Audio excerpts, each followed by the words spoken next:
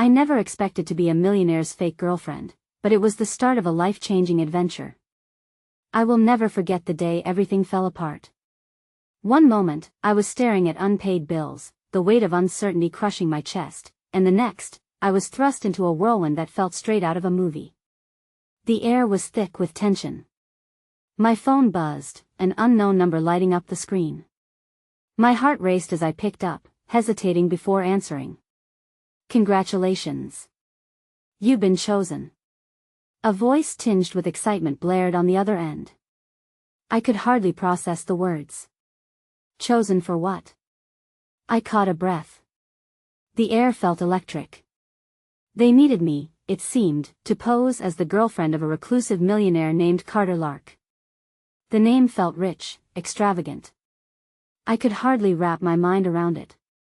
My life had been a constant battle against the tide. My mother's dots of gray in her hair spoke of sleepless nights.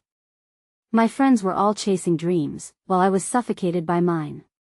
I watched from the sidelines, and the thought of being someone's pretend love felt both ludicrous and downright thrilling. I felt the tug of hope, even as doubt gnawed at my insides. The first meeting was set at an opulent restaurant, chandeliers glinting like diamonds overhead. I stepped inside, the coolness of the marble floor sending shivers up my spine. He was more than I imagined, tall, brooding, with deep-set eyes. The kind that could swallow you whole. My heart hammered in my chest as he turned to me, a hint of surprise crossing his lips. "You're not what I expected," he said, his tone laced with a strange mix of frustration and curiosity. The entire room seemed to hush, all attention on us. Whispers rose, eyes darted. What were they thinking? It felt like a cruel game, an elaborate charade. But then, the tension shifted. The way he leaned closer, the soft scent of his cologne wrapping around me, ignited something unexpected. An ache? A longing? I didn't know. Then everything spiraled. Media flashes erupted from nowhere. Cameras cramped our space. The press wanted answers, and I felt trapped. My hands trembled as I smiled, the artificiality suffocating me. I was the perfect distraction, an open smile in a world clouded by shadows. But who was I really? Just a girl from a small town with broken dreams, suddenly tangled in a web of deception. The weight of the falseness clawed at my throat. What if they discovered my truth? As we posed for another picture, I couldn't shake the feeling that something darker lurked beneath the surface. A chill danced down my spine, the shadows tightening around us. This was just the beginning, and with every passing moment, I could feel the abyss creeping closer. What had I gotten myself into? Hey, before we continue with this amazing story, I need to give you an important heads up. Many subscribers have reported that YouTube unsubscribed them without warning. Take a quick second to check the red button below to make sure you're still subscribed to the channel. I'd hate for you to miss any of the exclusive content coming soon. And while you're there, smash that like button, it really helps me out with the algorithm. Oh, and tell me in the comments, which city are you watching from? I love getting to know every amazing person who's part of this community. Your participation makes all the difference. Let's connect. The days turned into a blur of glitzy events and forced laughter. Each appearance with Carter felt like wearing a mask that was crumbling at the edges. Behind every smile, I could feel the weight of my reality intensifying. As we stepped out of yet another upscale venue, pretending to be the perfect couple for the eager cameras, I often caught glimpses of men in dark suits lurking in the shadows, their expressions grim that I would glance sideways at Carter, whose face was a fortress of stoic indifference. But tonight, something shifted. As we strolled towards the car, he paused, his eyes narrowing as he scanned the area. "Stay close," he muttered, a strain in his voice. I complied, my stomach clenching in apprehension. When we finally slipped into the back seat of the luxury sedan, the world outside dimmed. The air was thick with an unspoken tension, and I felt the need to break it. "Is it always like this?" I asked, my voice barely above a whisper. He turned to me, his jaw set tightly, shadows dancing across his face as the car glided through the city streets. "More or less," he replied, his rhythmic tone betraying no emotion. "It's not just the press, Kayla. It's the wrong kind of attention. What do you mean? My heart raced with a mix of curiosity and dread that he hesitated, staring out of the window as the city lights blurred past us. There are people who would do anything to ruin me or use you against me. A chill ran down my spine as his words sunk in. I felt increasingly trapped, like a pawn in a game I didn't fully understand. That night, sleep eluded me. The shadows in my small apartment felt like a reflection of my spiraling thoughts. What if my facade was uncovered? What if they found out I was just a girl with broken dreams? Desperation washed over me, and I picked up my phone. A message flashed on the screen. My best friend from home, Emma. She wanted to know how I was adjusting. With a heavy heart, I crafted a reply, wanting to spill my worries but holding back. I couldn't let her know how precarious everything was. Instead, I typed, "living the dream," and hit send. The lie felt bitter on my tongue. The next day, I found myself at another charity gala, this time an event spearheaded by wrestlers and actors, the type of people I had only seen on television. Dressed in a shimmering gown that glided over my skin like liquid silver, I made my way through the throng of glitzy guests. Carter appeared beside me, handsome in a tailored suit, yet the walls around him seemed thicker than ever. I noticed the weight of weariness in his eyes, a fire slowly dimming behind the intensity that we paused for a moment, our hands brushing against each other. I looked up, meeting his gaze. "You know, we don't have to keep doing this," I said softly, challenging the silence that hung between us. That he laughed, a harsh sound in the crowded room. "And do what? Go back to normal life?" He lowered his voice, leaning closer. "You think it's any better?" "It's worse." Before I could respond, we were tugged into a conversation with a live actress, her laughter ringing like silver bells. I felt the weight of charm settle back onto my shoulders as I smiled and engaged, pretending to be enthralled in their banter. But my thoughts tugged me away. Every time Carter stared off, lost in his own turmoil, I could feel the invisible strings of our lives pulling tighter around us. As the evening progressed, a woman approached. Tall and intimidating, her aura screamed power. "Carter," she said, her lips curving into a predatory smile. "I see you've brought a new plaything." I felt my cheeks burn, embarrassment and anger clashing inside me. Carter's demeanor shifted, icy determination settling into place as he faced her. "This isn't a game, Beatrice," he said, his voice solid. But I could see how the woman's presence unsettled him. "You should know, sweet Kayla," Beatrice continued, ignoring Carter. "In this world, you can only trust your own. The ones you love? They can turn on you. Isn't that right, Carter?" Before another word could escape, she turned on her heel, leaving me with a lingering sense of dread.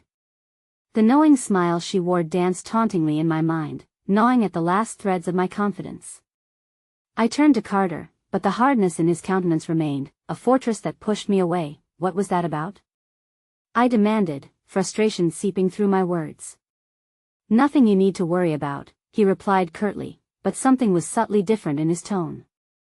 Suddenly, the world felt more fragile, the facade we had built more precarious. As the night wore on, I felt a tide of unease wash over me, mixed with a flicker of determination. I would not play the victim. I had come too far. Just as the event drew to a close, I realized with horror my phone was buzzing, frantically vibrating in my clutch. An incoming call from my mother's number, an urgent call I had been dreading, knowing it signaled either bad news or heavy burdens to come. "That I have to take this," I said, stepping away from Carter's side. I caught a glimpse of his expression, a mix of concern and something else I couldn't quite place before the sounds of laughter and music faded as I walked away into the dimly lit corridor. On the other end, my mother's voice trembled with distress. "Kayla, it's your father. He's been in an accident. We need you." My heart plunged into a cold abyss, and all the glitz and falsehood dissolved into nothingness. The world around me started to swirl, and for the first time since this chaotic adventure began, I felt utterly alone and terrified. As I stood in the dimly lit corridor, my mother's voice echoed in my mind, freezing me in place. The glamour of the gala faded, swallowed by the growing dread that wrapped tightly around my chest. My father's accident felt like a theft or robbery of the fragile piece I had been clinging to. "What do you mean he's been in an accident?" I managed to ask, my voice shaking. There was a crash, Kayla. He's hurt, but they haven't told me how bad it is. We need you to come home, she whispered, her voice heavy with an urgency that made my heart race. I'll be there as soon as I can, Mom. I promise.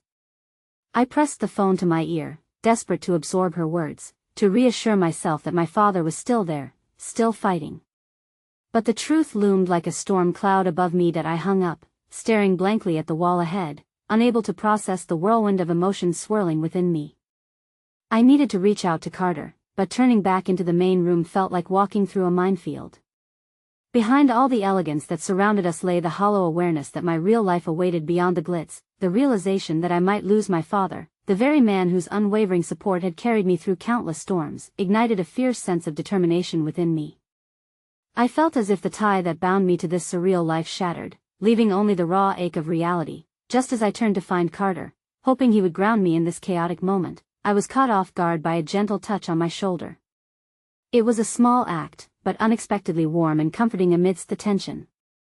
I turned to see an older gentleman, a renowned actor I had admired from afar.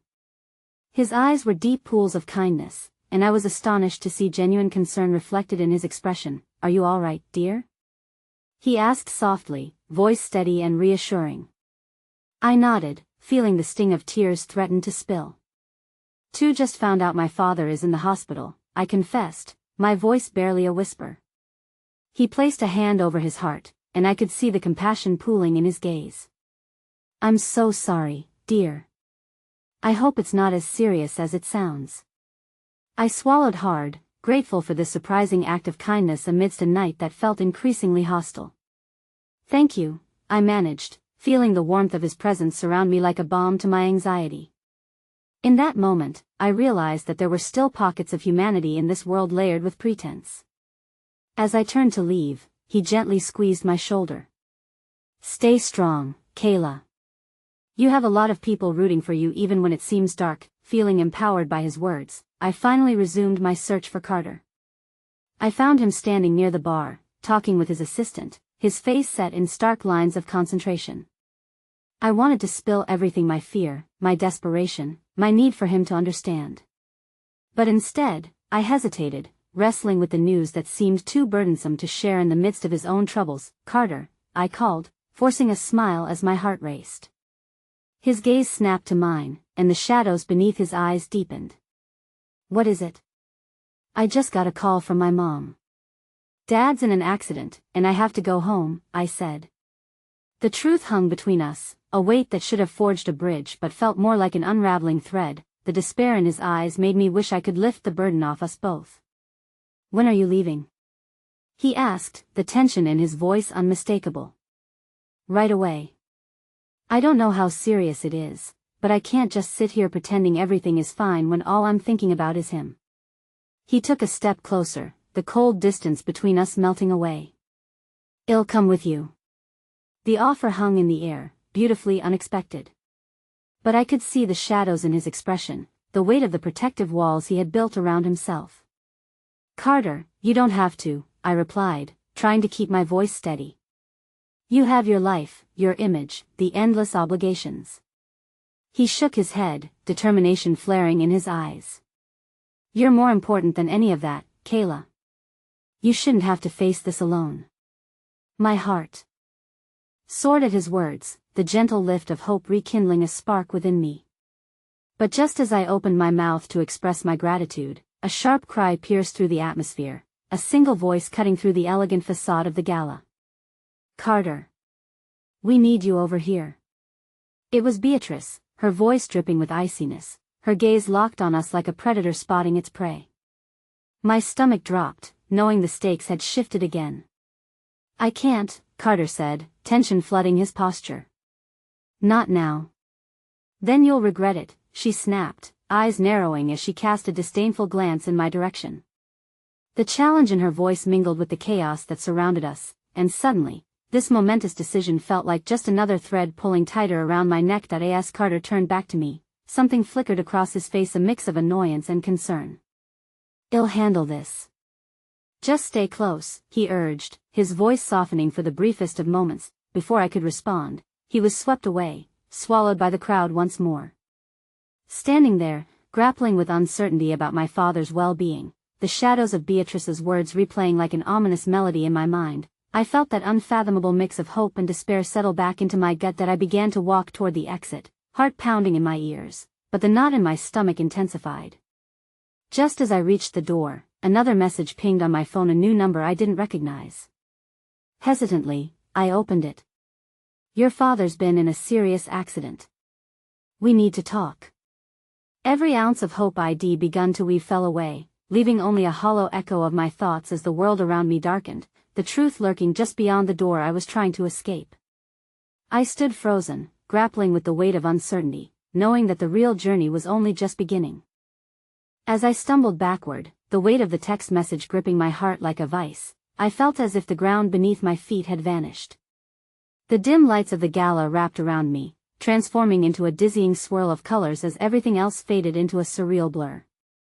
I could barely catch my breath, and for a brief moment, the chaotic energy of the room felt more suffocating than comforting. Beneath the soft music and laughter, panic screamed louder than anything else.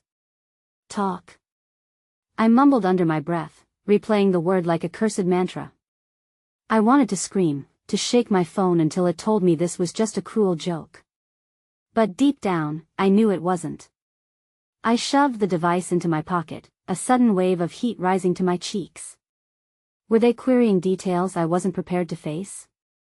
My mind spiraled into darkness, imagining every possible outcome to this nightmare. Pushing my way through the crowd, I caught the edge of Carter's unmistakable silhouette. He was still across the room, standing firm amidst distractions, but his expression was strained as he exchanged words with Beatrice. I felt a pang of guilt piercing through me. He should be here, with me, not trapped in the clutches of her manipulation. But I couldn't let the night be wasted while my father's life hung in suspense. Before I could succumb to the urge to race back toward him, I spun on my heels, leaving the gala behind me like a heavy cloak I was desperate to shed. Each step out of the elegant venue was another step toward uncertainty, but I knew that with uncertainty came the possibility of something more profound than despair. As I exited, the rush of outside air hit me like a flood, but it wasn't the refreshing escape I'd hoped for. Instead, it only served to amplify the confusion swirling within. I didn't have a car or a plan, but my heart was leading me home in a way rational thought couldn't compete with. I could feel the pulse of fear quickening with each raw breath I took. I flagged down the nearest taxi, heart racing as I spoke my address. The driver eyed me cautiously, and I sat in the back seat, watching the world zoom by in an anxious blur. The tall buildings glinted under the night sky, people oblivious to the battle waging within me. My mind flooded with memories of my father, his laughter ringing through the house, his relentless encouragement on days I felt anything but capable. "You can do anything, Kayla," he used to tell me, and I clung to his words like lifelines as we zipped through the streets. If anyone could pull through an accident, it was him. I just had to believe. The taxi pulled up in front of our family home, familiar yet disorienting, like stepping into a dream where nothing felt right. I jumped out, heart pounding violently in my ears, and rushed inside. The living room was lit softly, the comforting smell of my mother's anxiety was almost tangible. She was pacing, phone pressed to her ear, and when she saw me, her face filled with relief weighed down by worry. "Kayla, thank God you're here," she said, her voice breaking. She dropped her phone, the conversation clearly forgotten, and rushed toward me. I wrapped my arms around her, holding on tightly as if I could absorb some of her pain. "They're still in surgery. They don't know when they'll get an update," she whispered, and the way her voice quivered made me feel like an anchor was being shoved deep into my gut. "Did you get the message?" I asked cautiously, worrying if she might share the same text I received. I needed to prepare myself for the truth, however terrifying. "No," she said softly, pulling back to look into my eyes. "They just said he was in a bad accident, but I've been trying to reach the hospital for more details." "I thought I'd heard better news after I hung up with you." Her eyes glimmered with unshed tears, and I felt a pang of guilt for what I would bring into this moment. Taking a step back, I realized I had to face the truth, not just for myself, but for us. "Mom, I got a text from a number I didn't recognize. They want to talk," I confessed, unearthing raw vulnerability from the depths of my throat. It was all I could do to keep my voice steady. Her face paled, and she nodded, holding her breath for a moment. Maybe it's to update us on his condition, she suggested, hopeful but wavering. Or maybe they want to know something about his care or his insurance, I added, desperate to present all scenarios. The words hung suspended, heavy in the air. In that moment of uncertainty, the doorbell rang, slicing through the tension. We exchanged worried glances, and I swallowed the growing dread and hurried to answer it.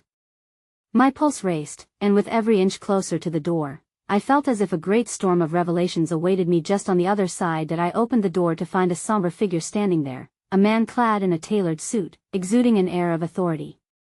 He bore the grim expression of someone who carried burdens heavier than one shoulder should withstand. "Ms. Caldwell?" he asked, his voice steady yet warm, as if he understood what lay tumbling beneath the surface of my cramped heart. "Who are you?" I managed, an involuntary shiver coursing through me. "I am Adam Wilson, the family liaison from the hospital," he said gently. "I need to speak to you and your mother. It's about your father." The air around us thickened in an instant, suffocating us with dread. My mother stepped forward, her face pale and drawn. "What happened?" she whispered, the words like a fragile thread threatening to fray. As he stepped inside, I could see his eyes were filled not just with the hedging of professionalism but something deeper, a grave compassion. I could feel fear creeping into the corners of my mind, and I squeezed my eyes shut, wishing, hoping, that whatever news he carried wouldn't shatter everything. In that moment, surrounded by the ghosts of uncertainty, my heart pounded as if it were fighting to get out of my chest, desperate to hear what would come next. As the silence swallowed us whole after Adam Wilson entered, I felt time elongate in a way that threatened to unravel me. My mother's hand gripped mine tightly, her knuckles turning white, offering an unspoken promise that we would face this together, no matter what came.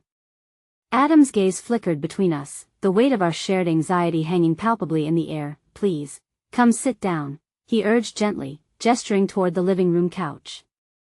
It felt surreal to move, as if we were both gliding through thick fog. We complied silently, taking our places as he settled across from us, his posture relaxed but serious. I could feel my heartbeat pounding in my ears, a relentless tattoo that echoed my absolute fear. I focused on Adam's features, his dark hair slightly tousled, his deep-set eyes lined with compassion. In that moment, he felt like the only anchor amidst the tempest swirling within me. "I understand this is a difficult time for both of you," he began, his voice a steady balm. "Your father underwent a serious procedure after the accident. The doctors have stabilized him," but the words hung in the air, fracturing the silence, and I gripped my mother's hand tighter.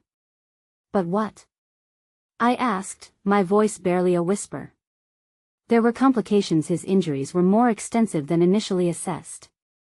We believe he'll have a long road to recovery ahead of him," Adam continued, his tone grave yet gentle. I could see my mother's face draining of color, a torrent of sorrow flooding her features.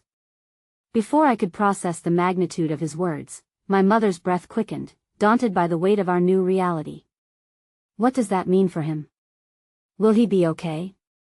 Her voice cracked, and despair momentarily flickered in her eyes before she pulled back, attempting to fortify her resolve. Adam's eyes softened. "It means he needs support now more than ever. The coming weeks will be challenging, prepared for potential setbacks and a lot of emotional strain." I clenched my teeth to hold back a wave of overwhelming emotions surging forth: anger, fear, confusion.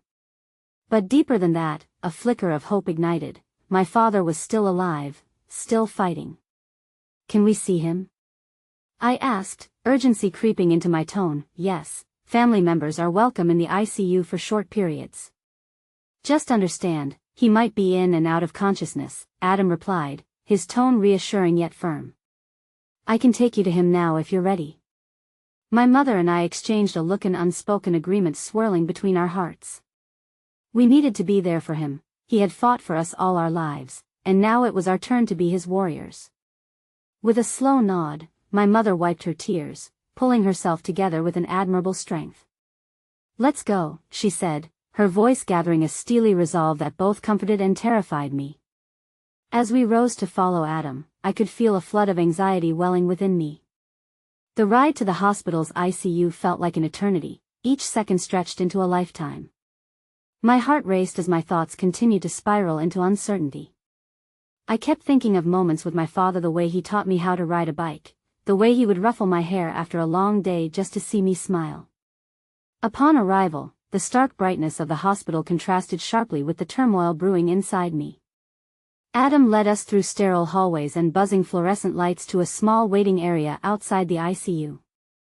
I could hear the muffled beeps and distant voices filtering through the door, sending shivers of dread down my spine. "This is a very emotional time," Adam said, standing with us.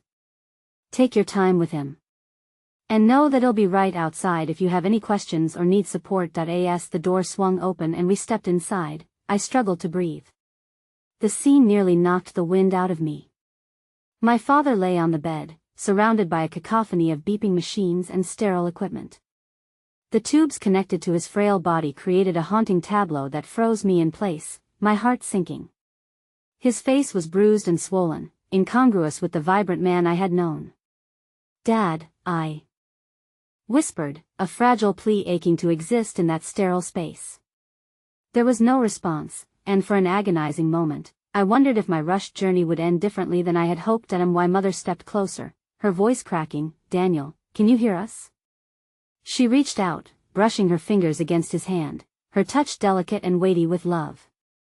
The seconds ticked by sluggishly, and just as I began to doubt he could feel us, his eyelids fluttered, and a weak groan escaped his lips. It felt illuminating, a spark of life amidst the darkness enveloping the room. "Dad, we're here," I urged, my heart swelling with an unexpected rush of warmth. "Oh, Kayla," he murmured, his voice a raspy echo of the vibrant laughter I'd grown up with, but it filled the room with a hope I desperately needed. Did I miss the gala? My heart sank and swelled simultaneously, a juxtaposition I wasn't prepared for.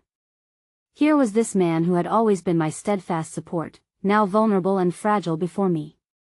As he battled through pain and confusion, I vowed to fight with him, holding steadfast to the man I knew. But as my mother leaned over him, whispering sweet reassurances, I caught a glimpse of Adam watching from the door, his careful gaze locked on me. There was something unreadable in his expression, something that made me uneasy beneath the burgeoning hope. It felt like a weight had anchored in my chest, whispering that this might only be the beginning of storms we hadn't yet anticipated. I would be compelled to make choices I had never anticipated, and as tears filled my eyes, I knew that in the months to come, the questions hovering in the shadows may lead us down unexpected paths that may not only challenge our strength as a family but also redefine who we were at our core. In that moment, the roar of both hope and fear crescendoed within me, threading together the chaos that was about to unfold. As we leaned closer to my father, I couldn't shake the growing sense that whatever awaited us was going to shatter everything I had always thought to be true. As the days melted into one another, the fluorescent lights of the ICU became a second home. I found myself standing by my father's bedside each evening, watching him helplessly as he fought to reclaim his strength. The monotonous beeping of machines had turned into a constant reminder of our existence, each beep resonating with my pulse. I felt like a ghost, lingering on the fringes of a world I desperately wanted to step into and yet feared to fully confront. My mother had transformed into a fortress of resolve, her strength both inspiring and daunting. She juggled her roles, from caring for my father to managing the household. Her eyes would often drift off, lost in a sea of worry, but every evening, she would pull herself back together, determined to share moments of hope with my father, however fragmented they might be. I admired her resilience but struggled with the heaviness of it all. On one particularly dismal afternoon, after another long meeting with the doctors, I stepped outside the hospital into the cool air, desperately needing a moment to think. As I leaned against the wall, the sunlight broke through the clouds, illuminating the grayness around me, a moment of unexpected kindness from the universe. It was fleeting but reminded me that even amidst darkness, light could pierce through. My phone buzzed in my pocket, and I fumbled to unlock it. There was a message from Adam, the reassuring presence now almost a thread of my own stability as he had been my point of contact through this turbulent time. "Hey Kayla, I hope you're holding up. If you need someone to talk to, I'm here." I hesitated for a moment, uncertainty brewing. Could I reach out to him? Would sharing my emotions with someone else cause me to lose my grip on the little strength I had managed to muster? Images of my father lying in that hospital bed filled my mind, and I knew I had to allow someone in. I couldn't do this alone anymore. Like that, I typed back, feeling my resolve soften, a pleading edged with hope.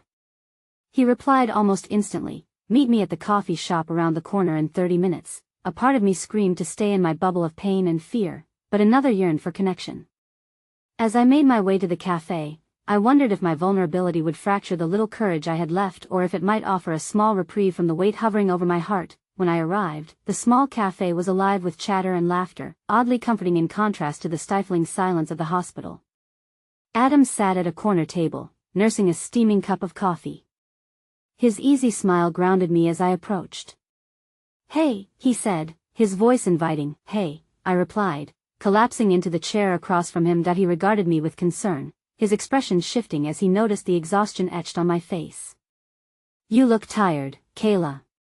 How's your father doing?" His question opened the floodgates I had meticulously built around my emotions. "I feel like I'm waiting for something," I confessed, my words tumbling out. "Waiting for a sign, something to cling to, but it feels like everything is just slipping away." Adam's gaze didn't falter. Instead, he leaned in closer, providing warmth that was foreign yet soothing. "It's normal to feel that way, especially in times like this. You're doing the best you can." I couldn't help but smile despite the heaviness of my heart. "I just need to be strong for my mom and for my dad. I don't even know how to do that some days. I'm terrified of what's to come." He was quiet for a moment, thoughtful. "You don't have to hide your fear," he said finally. "Being strong doesn't mean you can't be vulnerable. It's okay to feel overwhelmed." His kindness tugged at something deep within me, and for the first time since this all began, I felt a small glimmer of understanding that perhaps I didn't have to shoulder this weight alone. Adam's willingness to listen thawed a bit of the icy grip around my heart, and I found myself sharing more of my fears and memories of my father, the moments that made him who he was and gave me strength, even in the darkest times. As the conversation flowed, I could almost see the chains of despair starting to break, replaced by flickers of connection and understanding.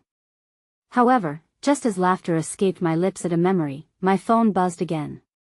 The familiar tone felt ominous against the backdrop of our vulnerable moment. I glanced at the screen, and my breath hitched. It was a message from the hospital: "Urgent. Please come to the ICU immediately. Your father's condition has changed." The warmth from our conversation evaporated, replaced by a frigid dread. My heart raced as panic bubbled within me. "I have to go," I said, the words choking in my throat. Adam's demeanor shifted at once, a silent understanding passing between us. Without thinking, he reached for my hand, squeezing it lightly. "Let's go together," he said, his tone resolute, and as we made our way back to the hospital, sweat breaking out on my brow, I couldn't shake the sense that whatever awaited us behind those fluorescent lights would shake the very foundation of everything I thought I knew. We rushed into the ICU, the world around me blurring into a haze of colors. I could see my mother leaning over my father, her hand clasped in his, her face a portrait of fear.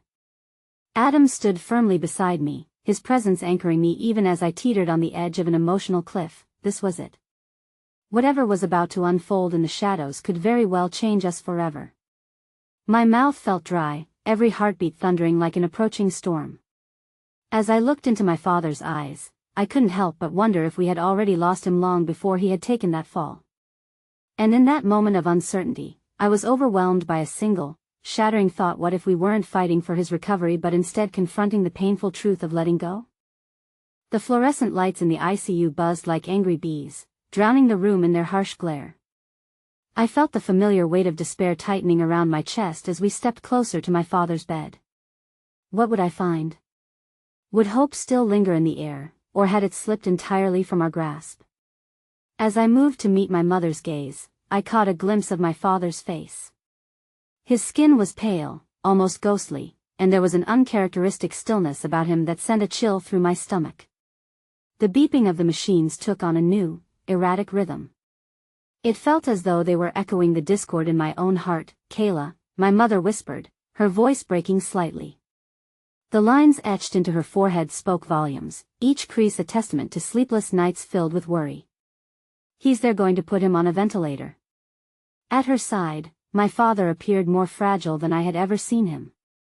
The man who had once been my hero, able to lift me high above ground on his strong shoulders, now lay diminished, as if the very essence of him was fading. I held her hand as she squeezed it gently, her trembling fingers mirroring the turmoil inside me. "And oh," I managed to whisper, the word escaping my lips as if certain it would invoke some miracle. The idea of a ventilator felt like a door closing, a finality that sent shivers down my spine. The doctor approached us, his expression sympathetic but grave. This is a critical moment for him. We're doing everything we can, but we need to prepare you for possible outcomes. My world teetered on the brink of chaos. As he spoke, I felt like I was plummeting down an endless abyss, choking on the words that swirled in my mind, possible outcomes. As if in a daze, I nodded, agreeing to whatever he advised without truly comprehending the weight of the decision. Adam, still by my side, reached for my shoulder as a silent gesture of support. His presence felt like a lifeline, yet I was caught between two worlds, the hope I wanted to cling to and the impending despair that tightened its grip around my heart. After the doctor stepped away, I turned to Adam, my voice barely a whisper. I can't lose him. I can't bear the thought of saying goodbye. His grip on my shoulder remained firm yet gentle. You're not alone in this, Kayla.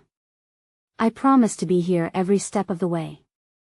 As the weight of his words settled in, I felt a shiver run through me, igniting a small flicker of hope. Perhaps just perhaps this path didn't have to be walked alone.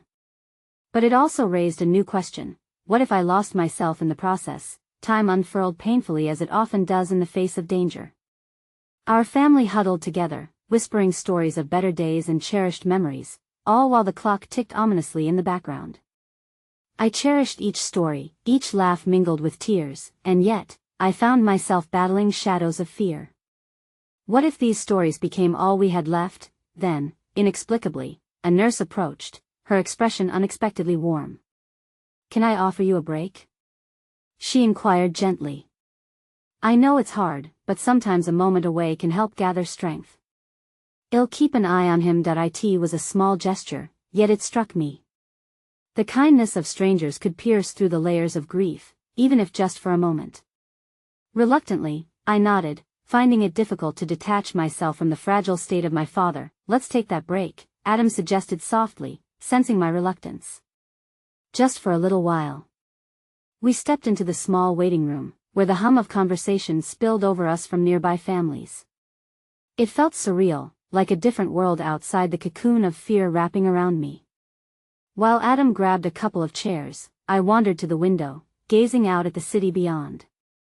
Everything seemed so vibrant and full of life out there, people hustling by, oblivious to my turmoil. I turned back to find Adam watching me, his expression thoughtful. Do you want to talk about it? I paused, uncertainty flickering in my eyes. What if I can't? His response was immediate. Then we can sit in silence. Whatever you need. His willingness to simply be present warmed something deep inside me. Could you tell me about your life? I don't even know where you come from. He chuckled softly, the sound easing the tension in my stomach. It's not nearly as exciting as yours, I assure you. But I can share some memories if you're interested, and so, for a fleeting hour, amidst the impending dread, we shared stories, swapping laughter and banter. I learned about his love for photography, how he captured moments of beauty in the mundane, and how those snippets of life reminded him not to take anything for granted. But everything abruptly shifted when a doctor walked in, a familiar face with worried eyes. My heart sank again, the lightness we had shared crushed beneath the weight of uncertainty. Is everything okay? I asked, dread pooling in my stomach like a heavy stone. He took a moment, glancing at Adam, then back at me, before he steeled himself. We've done everything we can, but the rest of his words faded into a haze of confusion and fear. All that I knew was falling apart, shattering my tenuous grasp on hope, and as the floor seemed to disappear beneath me, a notification buzzed in my pocket. I pulled out my phone, barely registering the context of the message when I saw a name that sent shockwaves through my body. My estranged brother, the one I hadn't heard from in years. New ID, find you. I'm coming. The room spun, the weight of the doctor's words mingling with the tumult of emotions flooding my mind. The journey ahead was fraught with uncertainty, two battles raging within, one for my father, and another for the family I never thought I'd have to confront again. As fear clawed at the edges of my heart, I understood that the pictures I had painted of family and love were about to be redefined in ways I could never have anticipated. Surrounded by the sterile scent of antiseptic and the oppressive weight of impending loss, I clutched my phone tightly, the screen illuminated with the unexpected message from my brother. I took a deep breath, trying to steady myself as my thoughts raced. How could he just appear out of nowhere after all these years? What kind of tumult would his re-entry bring into my life, especially now, when everything felt so precarious? Adam was speaking, but the words blurred into background noise. I couldn't shake the image of my brother's face from my mind. It had been years since we last saw each other, years filled with silence and resentment. I had buried those memories, but now they floated back to the surface like forgotten memories forcing their way into consciousness. Kayla? Adam's voice pierced through my haze of thoughts, drawing my attention back to him. Are you okay? I nodded absently, though I could feel the slightest tremor in my hand as I typed a quick response to my brother, my fingers fumbling with the keys. Coming? Where? I hit send, heart racing at the thought of confrontation, at the multitude of what-ifs swirling like a tempest in my mind. Before Adam could ask again, the doctor spoke, carefully choosing each word. Your father is stable for now, but we need to discuss next steps. The phrase next steps hung ominously in the air, a reminder that stability meant nothing in the uncertainty we faced. Next steps for what? What does that mean? My voice quivered as I fought to retain composure, the thought of another loss forming a thick lump in my throat. The doctor hesitated, his gaze darting to Adam and back again, almost as if weighing how much to say. It means we have to consider long-term care options. We're monitoring his condition closely, and it's crucial for you to be informed about potential outcomes. The room felt suffocating, my mind swirling with despair. I was standing on the precipice, unsure of whether to step back or leap into the unknown. Is he going to? I couldn't finish the thought. The doctor exchanged glances with Adam, whose eyes were now clouded with concern. Right now, there is hope. But I cannot guarantee how long it will last. It's vital to prepare for different scenarios, especially with your father's condition being so severe. A sob caught in my throat, tears blurring my vision. I gripped the armrest of the chair, searching for stability in the chaos of emotions crashing over me. Just then, my phone buzzed again, a notification from my brother.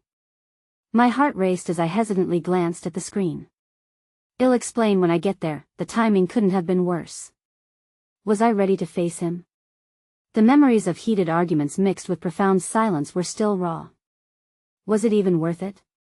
Adam squeezed my hand gently, infused with an understanding I couldn't articulate. You don't have to do this alone. We'll figure it out together. He offered a small smile, a beacon of light breaking through the heavy cloud of fear. The sincerity in his eyes was a reminder that hope still lingered, however dimly. The weight of familial strife combined with my father's fragility was almost unbearable. It seemed relentless, one conflict against another, battling for my attention and energies. Thank you, I murmured, even as my mind spun with spiraling thoughts. Before we could delve further, a gentle knock interrupted us. The nurse, the same one who had shown us kindness earlier, peeked her head into the waiting room, a soft smile on her face. I just wanted to check on you. How are you holding up? I turned to look at her, the warmth in her gaze pulling me away from the storms swirling within. It's difficult. My dad, I faltered, emotions spilling over. I'm scared, she nodded in understanding. That's entirely normal.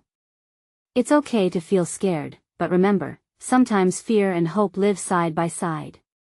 They can coexist even in the darkest times. In that moment, she became a thread of solace, a reminder that while darkness could overwhelm, light could flicker in unexpected places. Her presence, simple yet profound, reminded me of the resilience of human connection, even with those we didn't know intimately. Thank you, I whispered, my voice trembling slightly. It helps to hear that. Before she left, I felt compelled to ask, Can I hold my father's hand? I need to be close to him. Of course, she replied, stepping aside. He would want that. As Adam and I moved back to the ICU, my heart raced as I approached my father's bedside again. There he lay, surrounded by the symphony of machines and muted beeps, so vulnerable and yet somehow still my dad. I reached for his hand, pale and limp, intertwining my fingers gently with his. I squeezed softly, hoping he could feel my love wrapped around him like a protective cocoon. Please, hold on, I murmured, tears slipping down my cheeks. You're not fighting this alone. It was then that the door creaked open behind me. I turned to see a familiar figure step into the room, and my heart dropped into my stomach. It was my brother, the very person I had tried to evade for the last few years. "Kayla," he said, his voice a mix of concern and disbelief. Emotions crashed over me: anger, sadness, longing, but most of all, an overwhelming sense of fear. How could he arrive now, just as everything felt so precarious? The confrontation I had dreaded was upon me, and the stakes had never felt higher. The room seemed to shrink around me as my brother's figure filled the doorway, his silhouette stark against the harsh fluorescent lights. For a brief, dizzying moment, it felt as if the world had clashed to a halt, the beeping machines faded into silence, and all I could hear was the pounding of my heart echoing inside my chest. "Eric," I managed, my voice barely a whisper. The years of resentment, of unanswered questions, surged to the forefront, each word unsaid dancing on the tip of my tongue like a tightly coiled spring. "What are you doing here?" His brow furrowed, and I could see beneath the layers of his own turmoil a hunger for connection, as if he were stepping cautiously into a minefield of emotions. "I came as soon as I heard," he replied, his tone softening, but it only intensified the storm of feelings embroiling me. I didn't realize how serious it was. Adam shifted beside me, his guidance an anchor in a sea of uncertainty. I cast a quick glance at him, then turned back to Eric, feeling the weight of so many years of silence pressing down on us like an unbearable fog. "You could have reached out sooner," I said, my voice a mixture of accusation and pain, the sharpness of my words hanging heavily in the air. "That I know," he admitted, shoulders slumping under the gravity of our history. "But I didn't know how. It felt impossible to reach out after everything that happened." The words were a mirror reflecting all our past grievances, every family feud, every maligned holiday, every unsaid apology thrown onto the pyre of lost time. I took a deep breath, fighting against the well of emotion rising within me. "And now you think you can just show up? How can you just walk back into my life, into this chaos?" "Kayla," he started, but I cut him off, feeling another wave of anger welling up, intertwined with sadness. Just give me a moment," I breathed, the tears that had formed now blurring my vision. I withdrew my hand from my father's and turned away from Eric, my heart screaming for an escape from the suffocating turmoil. But then, as if summoned by my turmoil, the nurse returned, her gentle demeanor a soothing balm amidst the upheaval. "How's everyone holding up?" she asked, her voice a soft lilt that cut through the tension. That I took a shaky breath, grateful for her presence. "It's complicated." "That's okay. It can be complicated. Families are messy, especially during times like these." She focused her gaze on Eric for a moment.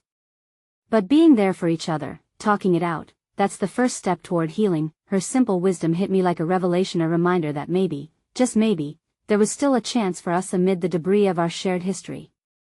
"Healing," I echoed, tasting the word as it hovered in the space between us, and another sob threatened to break free. Eric shifted slightly, his eyes searching mine for a flicker of common ground, and against my better judgment, I felt something shift within me, something softer that was not just anger or sorrow. It was the faintest hint of hope. "So, what's next?" he asked, his voice tentative as if he were prodding at the emotional landscape of our relationship. The question hung heavily, tainted by remnants of unresolved conflict. "Next," I repeated, glancing back at my father, who lay suspended in a world I could hardly grapple with. Could we really move forward? Was it even possible? The nurse gently placed a hand on my shoulder, offering reassurance through her warm touch. "It's about building bridges now. You have the opportunity to reconnect, to talk about what you've been through, to hear each other out amidst all this grief." That I turned back to Eric, and in his eyes, I saw a reflection of my own vulnerability. We were both navigating through fear. "I need to know what happened," I said quietly, my voice steadying. "Why did you stay away for so long?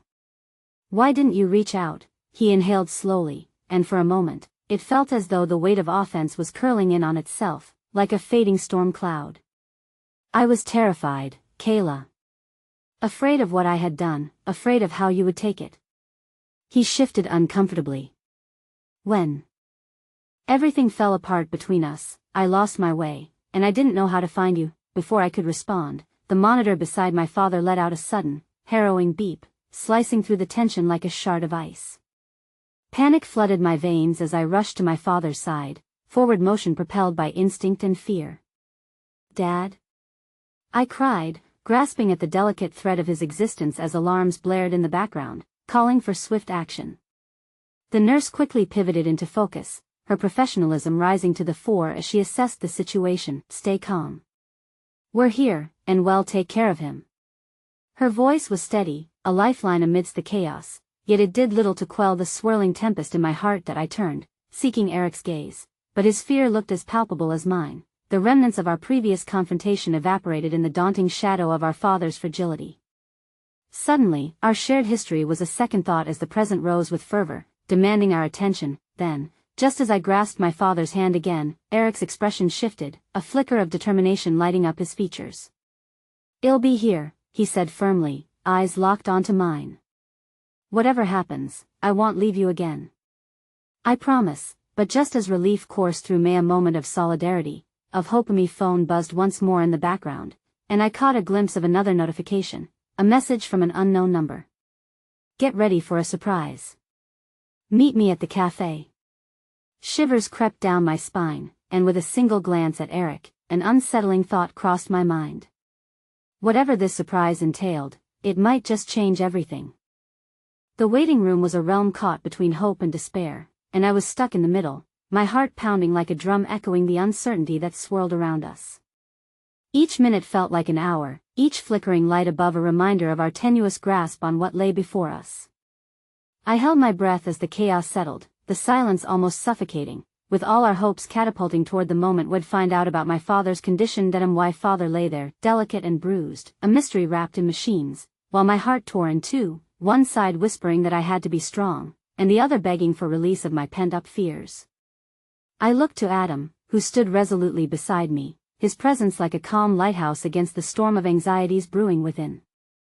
He was the only tether to sanity amid the cacophony of emotions that had consumed my family. Suddenly, Eric's voice filled the silence, earnest but unsteady. "Kayla, I meant what I said before about being here for you."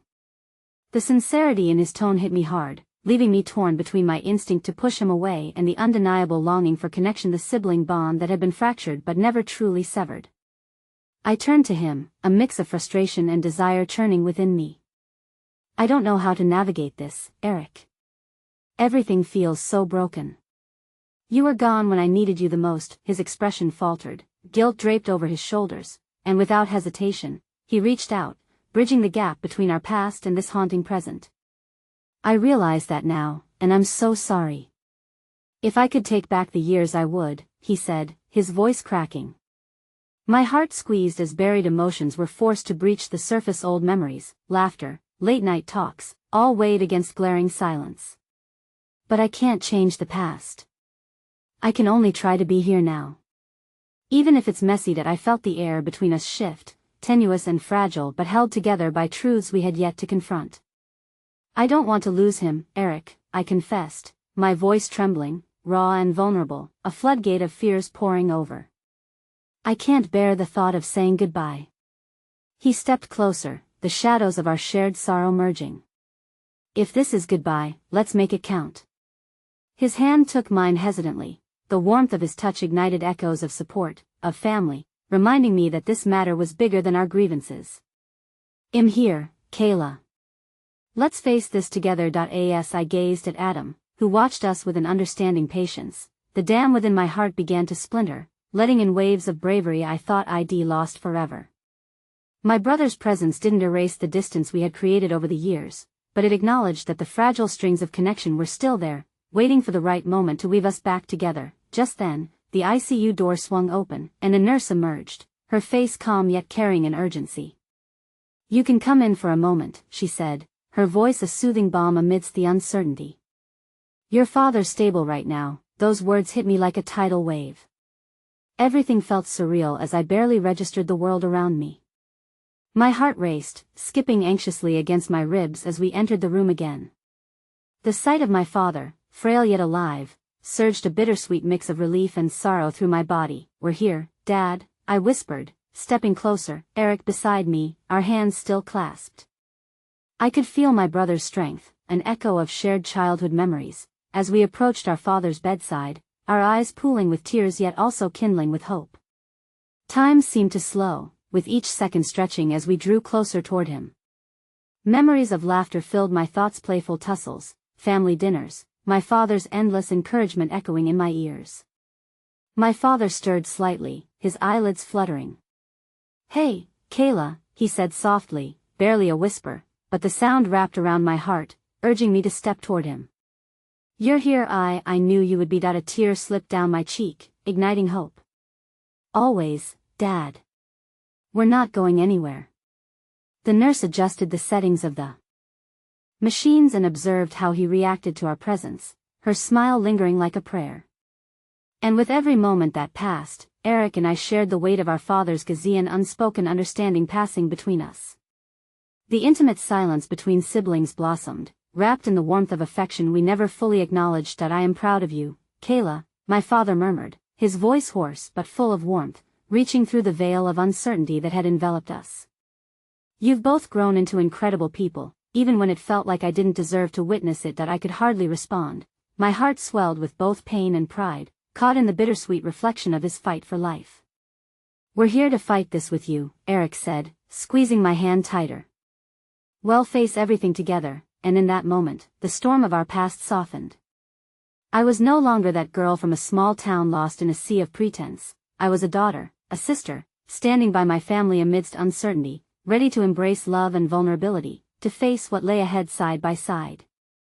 Adam looked on, supporting us silently, a reminder that there were unexpected allies along this jagged journey. I realized that vulnerability didn't make one weak, it was the very fabric that bound us together through hardship. Days turned into weeks as I stood steadfast by my father's side, Eric's presence a constant reminder of the bond we had quietly resurrected. There were moments when despair threatened to engulf us entirely, but through it all, we leaned on one another, piecing together the family tapestry as best we could. In the waiting room of uncertainty, amidst whispers of hope and quiet confessions, we found sanctuary in each other, allowing love to guide our scarred hearts. We faced every setback, every triumph, together, until the pieces realigned gradually, strands of forgiveness intertwining with willingness to heal. The scars of our past didn't fade, their marks served as a reminder of the battles fought. But in confronting those old wounds, we unearthed an unshakable resilience that bloomed like flowers amid the cracks. One serene afternoon, after weeks of therapy and relapses, I felt a shift in the energy of the room. My father's eyes sparkled with recognition, warmth slipping back into their familiar depth. "Another round of therapy, bud?" he said, his voice stronger yet still fragile. "You're all going to be my cheerleaders out there." "Yes, we will be. On your team for life," I replied, a bright smile lighting up my face. As I looked around, I realized our family was flawed and beautifully resilient, a unity forged from surrendering to vulnerability, creating a place where love sparked like embers, revitalizing what had once been dire ashes. And when the time came to leave that room, I didn't just walk out with a father who had fought to recover, but also with a brother, side by side, ready to step into the uncertainty of tomorrow. We emerged from the darkness into sunlight, the world a little brighter, relationships braided tightly through grit and grace. In that moment, standing there, it struck me that life is a journey full of unexpected twists. Sometimes it scatters your heart, but if you're brave enough to pick up those shards, you might be surprised to find the treasurable pieces are gleaming even in uncertainty. Standing in that hospital corridor, I understood. Love isn't always easy, it can be messy, laden with pain and fear, yet it sustains and carries us through the chaos of being human. And that realization filled me with a sense of completion, the promise of a new beginning reshaping the edges of my heart as I whispered a soft farewell to the girl groping in darkness. As for what lay ahead, I couldn't tell. But I knew that with family tightly woven together, we could weather any storm. And with that knowledge, a swimming sense of peace washed over me, saturating my spirit. Our stories were being rewritten, each page scripted with words of hope, love, and unparalleled courage. So we walked forward, together, with my hand laced with Eric's. I couldn't help but smile as I whispered into the open air, "We'll face this together, forever."